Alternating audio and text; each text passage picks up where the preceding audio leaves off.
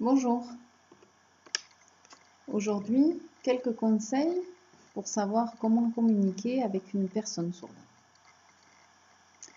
D'abord, quand je veux appeler une personne sourde, c'est pas la peine de hurler.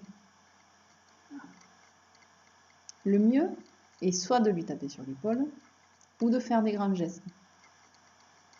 Ou alors de taper du pied. Les sourds sont sensibles aux vibrations.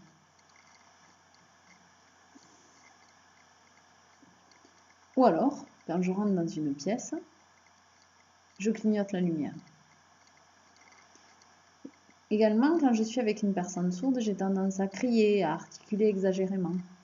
C'est pas la peine, le sourd ne comprendra pas. Le mieux est de parler normalement. Pas la peine de hurler ou d'articuler avec exagération, non. Le mieux est de parler normalement, avec un débit de parole normal et une intensité de voix normale. Le sourd sait lire sur les lèvres, il a l'habitude. Également, quand on dit un mot que le sourd ne comprend pas, c'est pas la peine de le répéter et de le répéter, c'est pas la peine. S'il ne comprend pas un mot, c'est à moi à m'adapter, à changer le vocabulaire ou à l'expliquer. C'est pas la peine de le répéter. Autre conseil, quand je veux expliquer quelque chose à un sourd, pas la peine de parler.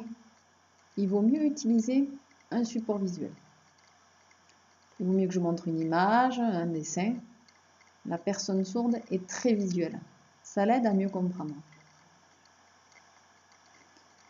Quand je veux avoir une discussion avec un sourd, mieux vaut m'isoler, me mettre à part, seule avec lui. Ainsi, la personne sourde pourra plus facilement se concentrer. S'il y a trop de bruit, trop de mouvement autour de lui, le sourd aura plus de mal à comprendre. Concernant les supports écrits, ce n'est pas l'idéal. Le sourd préférera des supports visuels. Pour lui, une image est plus facile à comprendre. Et dernier conseil, apprenons à regarder. Dans n'importe quel échange, essayons toujours de savoir si le message est passé, a été compris. Bonne journée, à bientôt.